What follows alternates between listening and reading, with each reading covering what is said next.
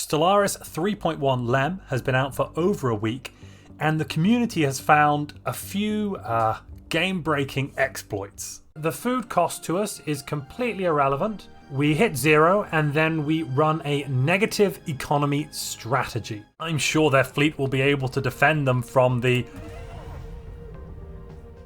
It would be craziness.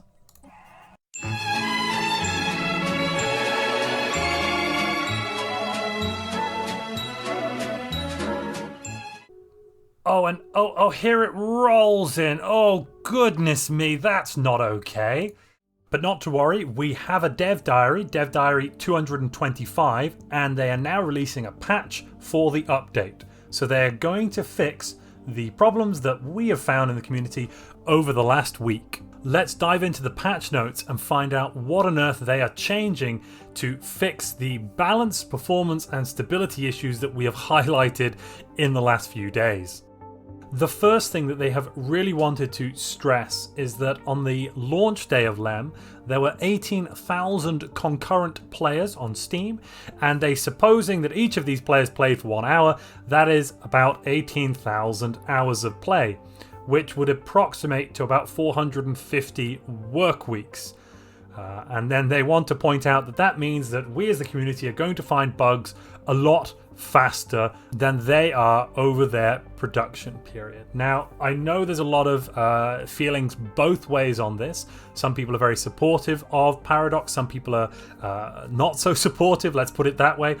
I'd like to throw my 2 cents in here and just say that I think whilst there are some issues with the LEM update, as you might have seen from some of my other videos, overall this kind of treatment, the custodian team and more free updates, I think is definitely a step in the right direction, and I think it would be a shame if we as the community had an overwhelmingly negative response to something which I believe has very good intentions and could be really healthy for the future of Stellaris, for the future of this game that we all love. Performance and stability. So I know from some multiplayer lobbies that there have been issues with clone armies when you are trying to play as them in multiplayer games. There have been a whole host of problems people have run into. Now, the one thing they are saying they have fixed is they have fixed a crash where releasing a vassal as a clone army could cause an invalid species. That sounds like a single player fix.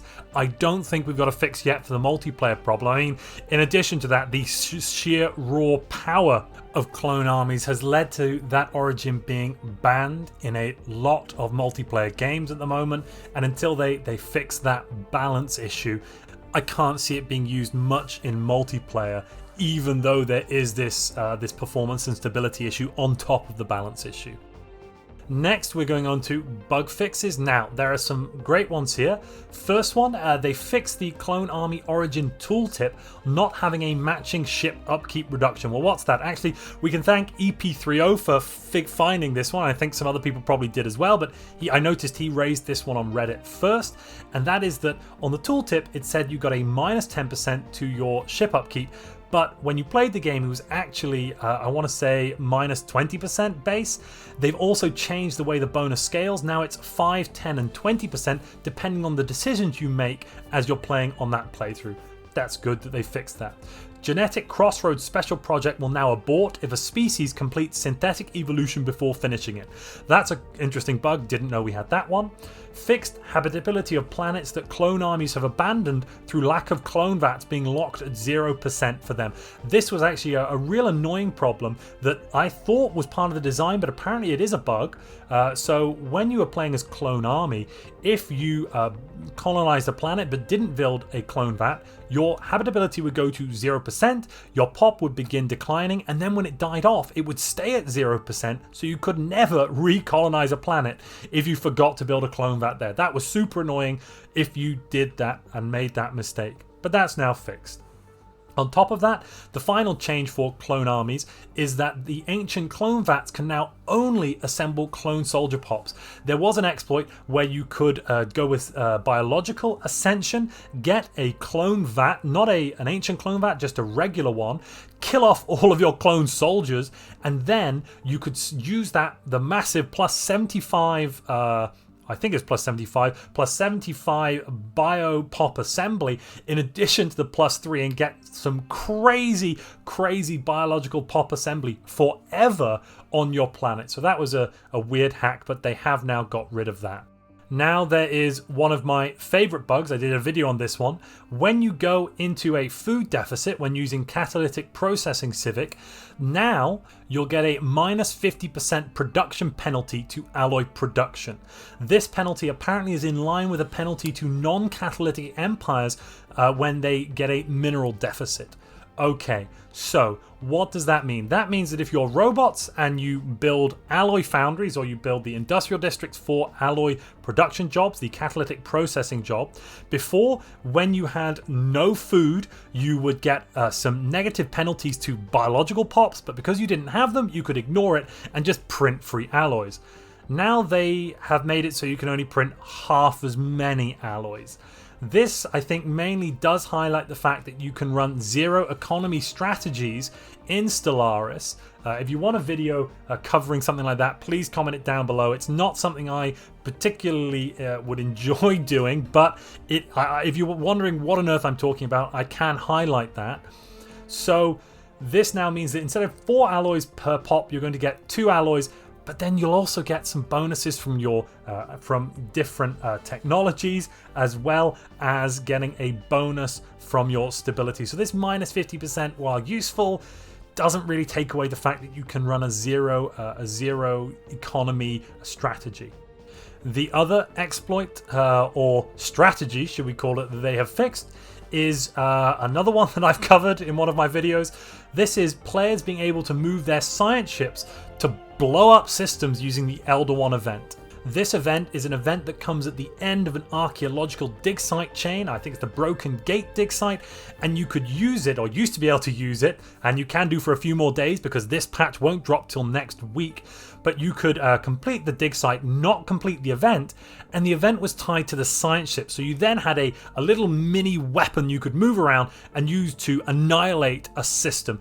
Any system. If you want to check that out, there's a video in the description below to that craziness. And then another exploit that I've covered in a video is, so with Eminent Diplomats, one of the new traditions, it applied +5 to AI acceptance. Apparently, that was intended only to be useful for diplomatic deals. So that is, you are having a research agreement, or if you have a migration pact, something like that, you want to get one of those, you would get a +5 to that. The exploit, or I would like to call it design feature, that I discovered is that you could also use that for trade deals. They've now fixed this, or nerfed it, I'm going to say, so that Eminent Diplomats no longer applies to trade deals. It only applies to AI acceptance of diplomatic pacts. It is somewhat a shame, I must admit, that they have nerfed or fixed these bugs, or you could call them strategies, exploits, whatever you want to say. I did enjoy using them, especially the Elder One event, but I think overall, for the health and balance of the game, this is definitely a good thing. Thank you. Well done, Paradox. Now let's move on to the known issues. Here, I assume they are going to do something about it, but we've not got any sort of note there. I think they're just going to fix the problem. So, penalty to alloy production from a food deficit in catalytic empires is not shown in the deficit tooltip. That follows on from a previous fix they talked about slightly earlier. I talked about that earlier in this video, and apparently the tooltip's broken already, but they are going to fix that. Next, Master Crafters. If you have the Civic, but you build an Ecumenopolis, you still get artisans and not artificers. That's a bit of an issue. Somebody actually in my Discord showed that one, and that was definitely a weird problem. Hopefully they fix that, because obviously on an Ecumenopolis you want to still get the bonus from your Civic. There are also some inconsistencies in the number of jobs exchanged by Foundry Station designation for empires with catalytic processing Civic. It's possible for the Nivlac species to be created without the radiotrophic trait in certain instances. I assume that's just some old code where the Nivlac species was created, still existing and still causing Nivlac to come into being, but they've not got that new trait, radiotrophic, wedged in there in those cases. Party Aftermath event has been creating crossbreed species between Caravaneers and infertile clone pops. That was really quite game breaking actually. It meant that if you were lucky, the Caravaneers could turn up and give you some then fertile pops. Or even actually worse than that, just kind of make a load of pops that would die as well. That was a bit of a problem. Shattered Ringworld can turn into a planet due to takeover or devastation. That was definitely a bit of a problem. Mechanical pops with decadent lifestyle had no upkeep. That's something to note and fix. Awakened empires weren't using traditions properly. And finally, something I've alluded to before, but I've not brought you a video on it because generally it was actually quite boring in the end, but machine empires could spawn with the necrophage origin. That meant that you could get undead machine necrophage pops in your galaxy. As a player you couldn't create them, but you could get them into your empire. So that was definitely weird. But it was quite small. I decided in the end not to bring you a video on it because basically you just had to load your game up until you got one spawning in.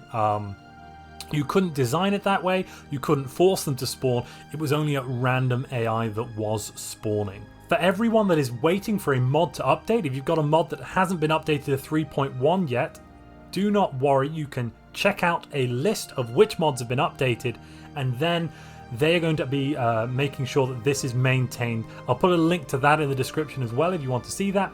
And finally, next week we're going to get back onto regular dev diaries where they're going to be shining some light on the operations of the custodian team.